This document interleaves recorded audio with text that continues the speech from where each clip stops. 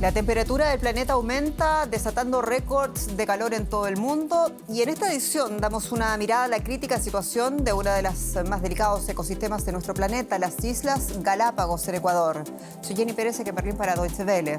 Destacamos: temperaturas de más de 45 grados en Irak, la peor crisis hídrica en Uruguay, la temperatura promedio aumenta, superando los récords ya registrados. ¿Cuánto más podría empeorar la situación? Lo discutimos con un experto.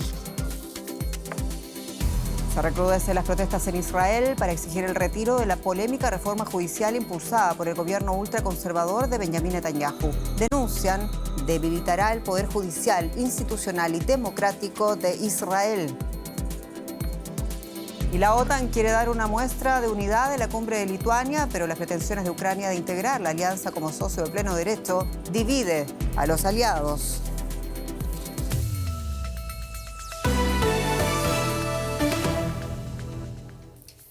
La temperatura promedio mundial alcanzó un nuevo máximo histórico por tercera vez esta semana, según muestran registros científicos de los Estados Unidos. Los efectos del cambio climático se agrava a escala global por el fenómeno climático de El Niño, con picos extraordinarios de calor en distintas partes del mundo. Y en el cono sur de América, Uruguay enfrenta la más grave sequía en 70 años, que causa la peor crisis hídrica de la historia del país. El gobierno de Uruguay informó de que sus reservas de agua potable están al 1,8% y podrían acabarse dentro de una semana si no llueve. La situación avivó el debate sobre la sobreexplotación de las fuentes de agua dulce y mala gestión hídrica en el país suramericano. Sequía y también el sensible aumento de las temperaturas también castiga a la flora y a la fauna. Lo estamos viendo en la joya de la biodiversidad de las Américas, las Islas Galápagos. La iguana marina es una de las especies endémicas de las Islas Galápagos más amenazadas por el aumento de la temperatura del océano, un calentamiento que se agrava cuando se registra el fenómeno del Niño. Y todo parece indicar que este año ya está comenzando. Normalmente el agua fría, ahorita deberíamos ya estar en un ingreso de agua fría, finales de junio, julio, agosto, pero todavía tenemos agua muy templada, no tenemos agua fría todavía ingresando. Un indicio de la llegada del fenómeno del Niño, que en las Galápagos va asociado a un descenso de los vientos y a un aumento considerable de las precipitaciones. Las intensas lluvias anegan los nidos, lo que reduce drásticamente las posibilidades de éxito reproductivo de las iguanas marinas.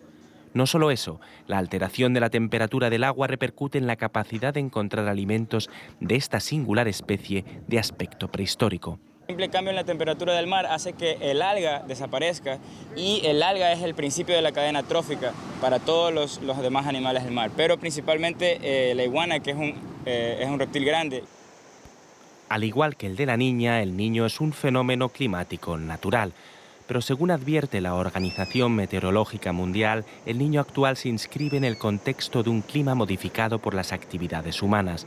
Un contexto que altera la frecuencia e intensidad de las variaciones climáticas naturales, lo que podría llegar a alterar el equilibrio entre natalidad y mortalidad de especies como las de las Islas Galápagos, caracterizadas por su alta resiliencia. Un efecto más del impacto ambiental de la acción humana. ¿Hacia dónde vamos entonces? Ampliamos la perspectiva en Madrid con Juan Bordera, quien es periodista especializado en medio ambiente y en energía. Señor Bordera, bienvenido. Hay un consenso científico en que la llegada del Niño está agravando los efectos del cambio climático, entre ellos el aumento de la temperatura. ¿Cuánto más podría empeorar la situación?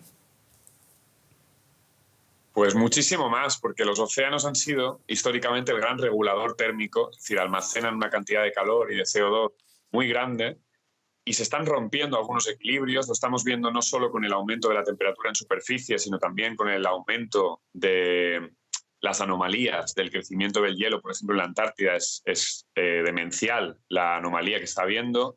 Y claro, si las aguas en superficie están más calientes, la formación de hielo se ralentiza, se crece menos, digamos, en la época en la que podría crecer, porque ahora mismo estamos en el invierno austral, y entonces esto altera todos los patrones, porque al final los océanos de alguna manera, como decía, un poco han sido el gran regulador y son el gran sostén de esas cadenas tróficas que, como bien comentabais, son muy endebles, y a la mínima que tengamos problemas con los arrecifes de coral, con las especies que producen el oxígeno que respiramos en los océanos, pues pues toda la cadena trófica se puede ver afectada y, por supuesto, el ser humano no está fuera de esa cadena, ¿no? Aunque a veces queramos creer que así es. Ujú.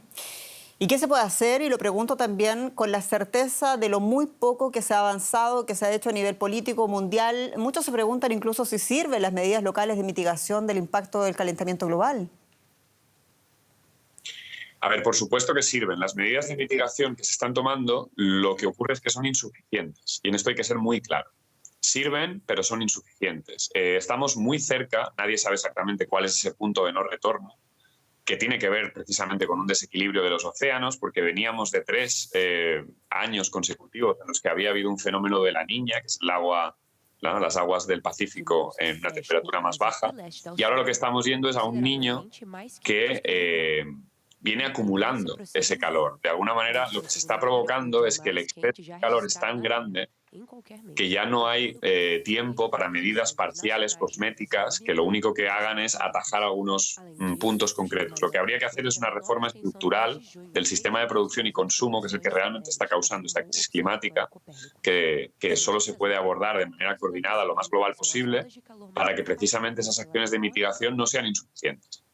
Y ahí es donde, bueno, hay que apostar también, y yo soy muy claro con esto. Creo que hay una parte de la comunidad científica que está dando pasos a la hora de simplemente ya no denunciar las cosas en informes y en artículos en prensa, sino directamente hacer acciones de desobediencia civil pacífica, no violenta, para llamar la atención, para decir bien claramente que la casa está en llamas, que si los océanos perdemos el equilibrio ecosistémico que suponen, probablemente traspasemos algunos de estos puntos de no retorno, que además son bucles de realimentación. Si se pierde el equilibrio de los océanos, si se pierde la capacidad de crear hielo cuando tocaría crear hielo, todo se pierde. Es decir, el permafrost va a empezar a emitir CO2 y metano a la atmósfera. Todo es una cadena en el funcionamiento. Entonces tenemos que pasar a la acción, nunca mejor dicho. Juan Bordera, muchas gracias. En Madrid.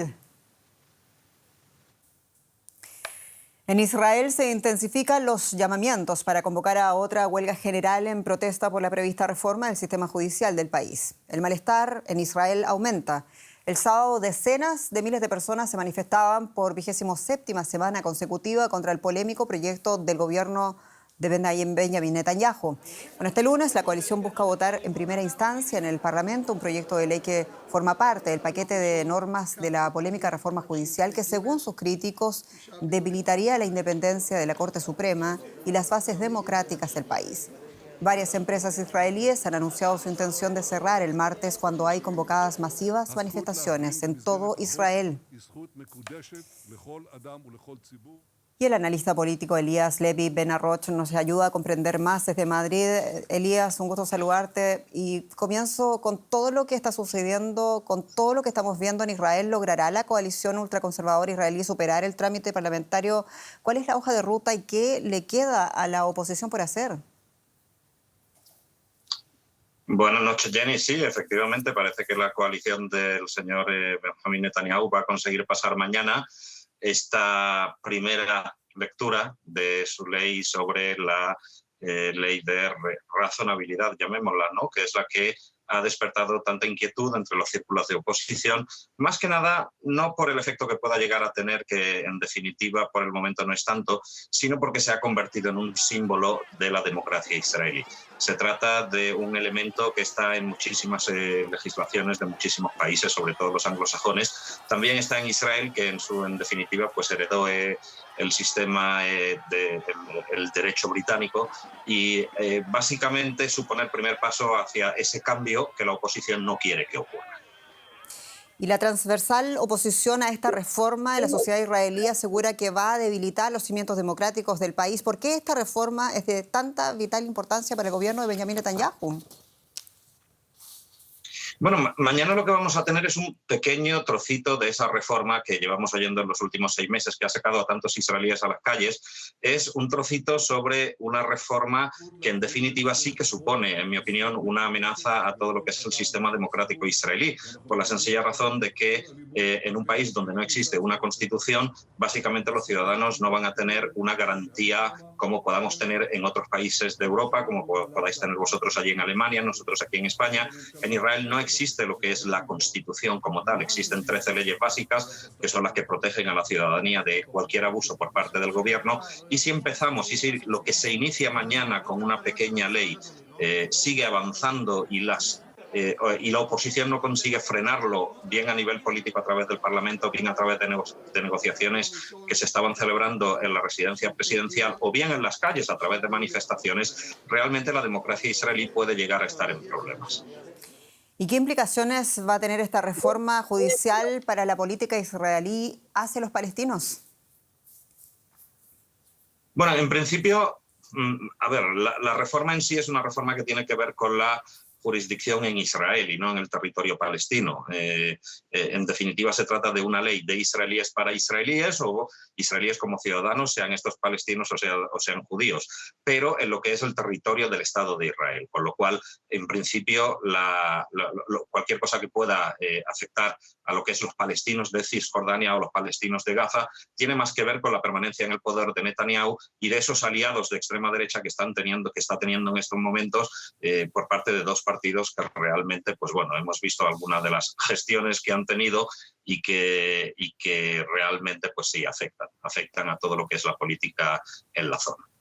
Seguiremos pendientes. Elías Levi Ben-Aroch, muchas gracias en Madrid. Gracias a vosotros.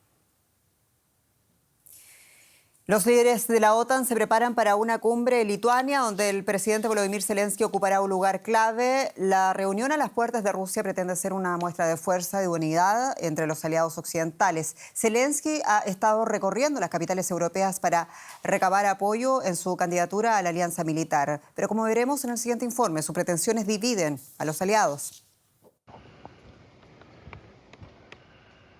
Mientras la OTAN se prepara para su cumbre en Lituania, Volodymyr Zelensky ha emprendido una gira diplomática en busca de apoyo para el deseo de adhesión de Ucrania.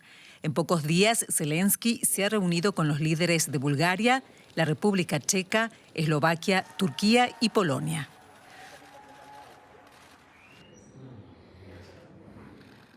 Todos miembros de la OTAN, con poder para apoyar a Ucrania en su eventual admisión.